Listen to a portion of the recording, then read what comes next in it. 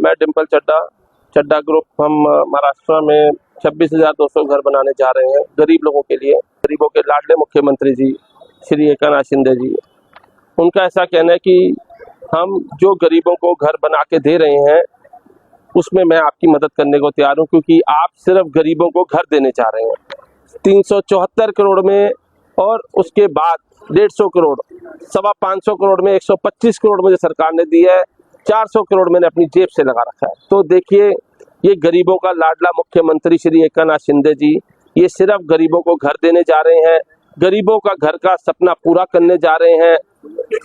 1,25,000 लोगों को हमारे माननीय गरीबों के लाडले मुख्यमंत्री जी घर देने जा रहे हैं। अगर वो गलत कर रहे हैं तो ये जनता ने फैसला करना है कि एक मुख्यमंत्री गरीबों को घर देने जा रहा है और दूसरी पार्टियां गरीबों को घर देने वाले काम को रोक रही हैं। फैसला आप लोगों ने करना है।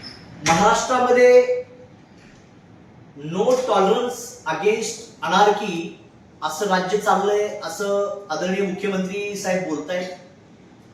2 उपमुख्यमंत्री आणि 1 मुख्यमंत्री या राज्याला लाभलेले आहेत आणि इतकं असताना सुद्धा मुख्यमंत्री श्री देवेंद्र फडणवीस साहेब आणि उपमुख्यमंत्री एकनाथ शिंदे साहेब आणि त्या काळचे मुख्यमंत्री एकनाथ शिंदे साहेब यांचं नाव घेऊन आणि यांचा पूर्ण पाठिंबा आहे असं भासवून चड्डा ग्रुपचे डिम्पल चड्डा यांनी चड्डा रेसिडेन्सी नावाची एक गृहनिर्माण प्रकल्प हा प्रकल्प सुरू केला वांगडी बदलापूर नगर परिषद मध्ये काळव ग्रामपंचायत हद्दीमध्ये वांगडीचा प्रकल्प आहे। वांगडी गृहनिर्माण प्रकल्पाची मोठ्या प्रमाणावर जाहिरात केली, मी त्याच्यामध्ये कोट्यावधी रुपये गुंतवलेले आहेत असं आभास तयार केला आणि प्रधानमंत्री आवास योजना, म्हाडा, गरिबांना परवडणारी घर देणार असं एक वस्तुस्थिती तयार केली आणि मध्यमवर्गीय आणि इकॉनॉमिक वीकर सेक्शन ज्याला म्हणतो आपण ईडब्ल्यूएस, तर अशांना घर देणार, घराचं स्वप्न दाखवून हजारो लोकांची फसवणूक आणि लूट चड्डा ग्रुपच्या माध्यमातून केल्याचं निदर्शनाला आलेलं आहे। हे सगळे फ्लॅट सीकर्स फ्लॅट घेण्यासाठी स्वतःच्या कष्टातून, मुंबई हे चाकरमणी लोकांचं गाव आहे, इथं काही साऊथ मुंबईमध्ये 45 कोटीचं 50 कोटीचं घर खरेदी करणारे लोक नाहीत त्या प्रकल्पात गेलेले। कुणी 5 लाख, कुणी 10 लाख, कुणी 2 लाख, कुणी 8 लाख, प्रत्येकाने कर्ज काढलं।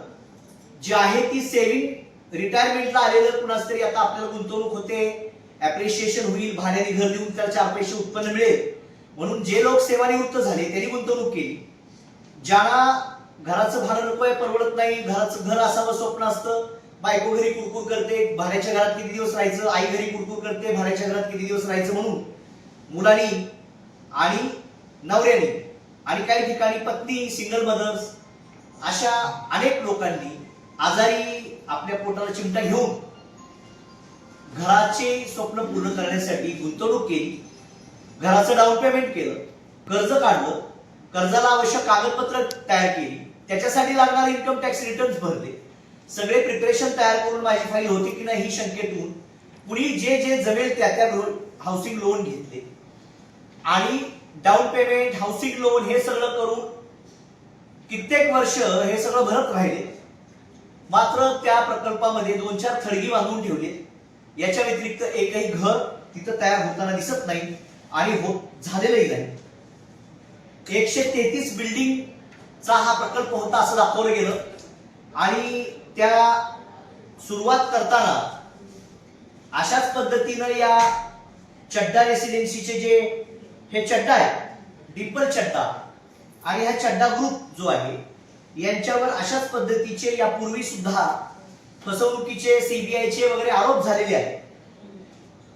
हा प्रकल्प लॉन्च करताना गरिबांना परवडणारी घर देणार अशा पद्धतीची पत्रकार परिषद पत्रकार संघात घेतली आणि त्याच्यात पूर्ण 8,228 फ्लॅट निर्माण करणार, 113 टावर मध्ये 7 मजल्याचे टावर होणार.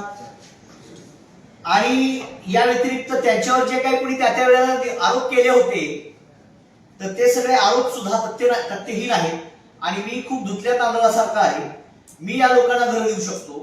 म्हणजे यांनी फसवणुकीचा जो हा सापळा रचला अनेक कुटुंबांना फसवणूक करण्याचा, त्याच्यामध्ये अनेक मध्यमवर्गीय कुटुंब भरडली गेली. आणि ही फक्त भरडली गेली नाही तर ही अशी चिरडली गेली की पहिले आहे ती सेव्हिंग गेली, त्यानंतर परत कर्जबाजारी झाले आणि आता न मिळालेल्या घराचे हप्ते वसूल करण्यासाठी ते कर्जाच्या ज्या काही बँका आहेत त्या तगादा लावत आहेत. शुगर, बीपी, कॅन्सर, काही लोकांना लकवा झाला, पॅरालिसिस झाला, अनेक लोकांची नोकरी गेली आहे. कारण हे तुमचं काही एनबीएफसी वाले दारात जाऊन बसतात त्या कंपन्यांच्या, जॉब सोडावे लागले. असंख्य कुटुंबांना फार मोठ्या प्रमाणावर त्रास या चड्डा डेव्हलपरचा आणि या डिंपल चड्डाचा होतोय. हे सगळं असताना काही सदनिकाधारक म्हाडामध्ये जातात, विचारतात, कारण तुमचं म्हाडाचं चिन्ह लावून त्यांनी जाहिरात केली, म्हाडाचं चिन्ह लावून जाहिरात केली, एकनाथ शिंदे साहेबांचं नाव घेऊन जाहिरात केली, फडणवीस साहेबांचं नाव घेऊन जाहिरात केली. आणि हे सगळं असताना आता त्यांना विचारायला काही लोक म्हाडामध्ये त्या दिवशी ते डिंपल चड्डा गेले होते, तर म्हाडामध्ये ते गेल्यानंतर म्हाडामध्ये काही लोकांनी विचारलं तर त्यांना तिथं उद्दामपणे म्हाडाच्या आवारात हा माणूस शिव्या देतो आणि शिव्या देऊन सांगतो की तुम्ही माझं कुणीही वाकडं करू शकत नाही.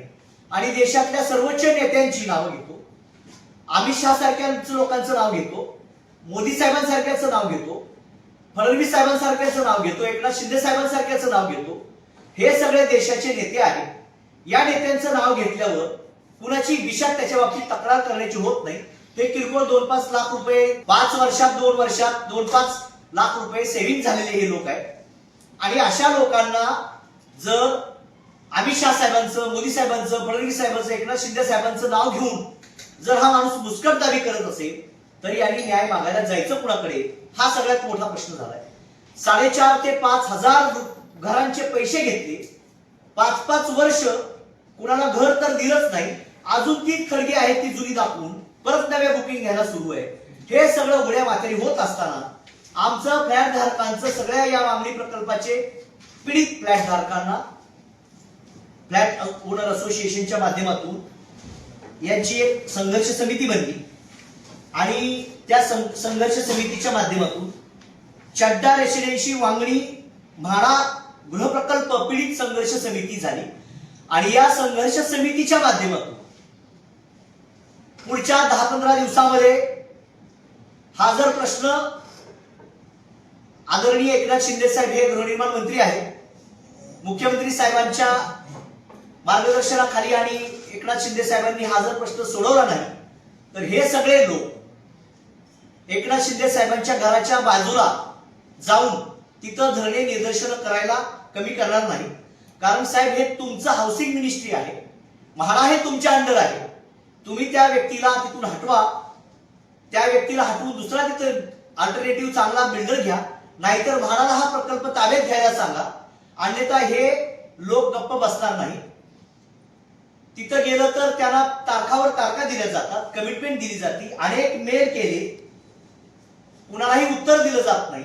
हे लोक अतिशय मध्यमवर्गीय कुटुंबातील आहेत, प्रत्येकाच्या पिढ्यावर परिणाम होणार आहे.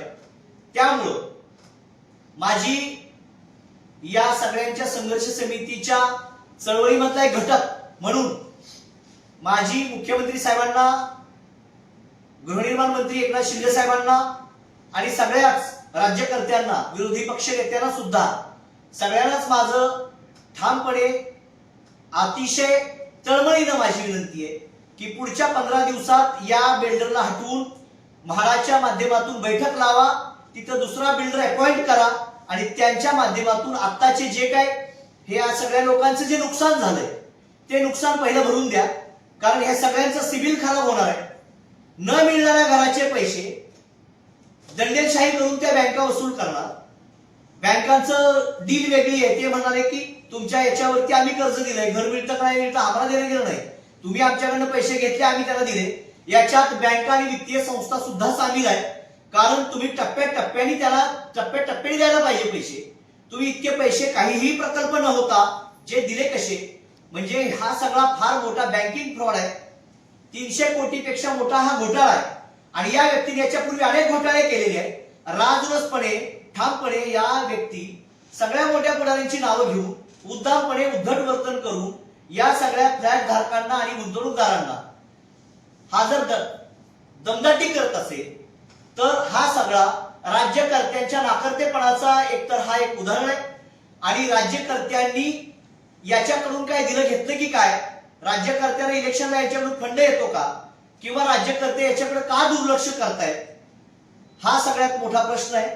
त्यामुळं माझी तळमळीनं सगळ्या फ्लॅट धारकांच्या वतीने एकच विनंती आहे की आपण पुढच्या 15 दिवसामध्ये हा बिल्डर हटवा, याच्यावरती कारवाई करा, फौजदारी कारवाई करा, दिवाणी करा, तुम्ही काय करायचं ते करा. मात्र या सगळ्या फ्लॅट धारकांना न्याय मिळाला पाहिजे.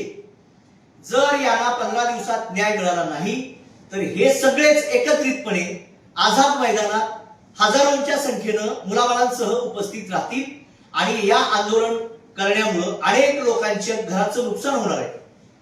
बँकांची कर्ज, बँकांचे थकलेले हप्ते, त्याच्यामुळे सिबिल झालेलं खराब, त्यामुळे दुसरं कर्ज मिळत नाही. कित्येक लोकांच्या बायका सोडून गेल्या, कित्येक लोकांची उपचाराला पैसे राहिले नाही, कित्येक लोकांना लकवा झाला, शुगर, बीपी, कॅन्सर, अनेक रोगांनी पीडित लोक आहेत. पीडित असणारे लोक त्या प्रकल्प कुठे आहेत ते सुद्धा बघायला जाऊ शकत नाही. अशी भयावह परिस्थिती आहे. या सगळ्या परिस्थितीकडे आदरणीय मुख्यमंत्री फडणवीस साहेब, आदरणीय दोन्ही उपमुख्यमंत्री आणि गृहनिर्माण मंत्री एकनाथ शिंदे साहेबांनी लक्ष द्यावं ही सगळ्यांच्या वतीनं तळमळीची विनंती आहे. यासाठी जी काही चड्डा रेसिडेन्सी वांगडी म्हाडा गृह प्रकल्प पीडित संघर्ष समिती झालेली आहे, या संघर्ष समितीला कॅप्शन मध्ये आणि बाकी आपल्या या टॅम्पलेट वरती आम्ही नंबर दिलाय. त्या नंबरवरती सर्वांनी आपले अर्ज, साधा अग्रीमेंट आणि साधं मेसेज पाठवावे आणि त्याच्यावरती आपल्या पावत्या पाठवाव्या. त्या पावत्या जोडून आता येत्या पावसाळी अधिवेशनामध्ये हा मुद्दा मांडण्यासाठी गृहनिर्माण मंत्री एकनाथ शिंदे साहेबांकडे शिष्टमंडळ घेऊन पुढच्या आठवड्यात आपल्याला जायचंय. त्यामुळे 2 दिवसात 4 दिवसात सगळ्यांनी स्क्रीनवर जो दिलेला मोबाईल नंबर आहे, व्हॉट्सअप नंबर आहे, त्याच्यावरती सर्वांनी आपापले डॉक्युमेंट आणि आपापली काही व्यथा आहे ती मांडावी. थोडक्यात सगळ्यांचे अर्ज एकनाथ शिंदे साहेबांकडे जाऊन घेऊन त्या संघर्ष समितीच्या माध्यमातून हा प्रश्न सौजन्यपूर्ण कसा तोडगा काढता येईल ते बघूया. राज्य सरकारने जर याच्यावरती तोडगा काढला नाही, आमचा दावा गृहनिर्माण मंत्र्यांकडे आहे.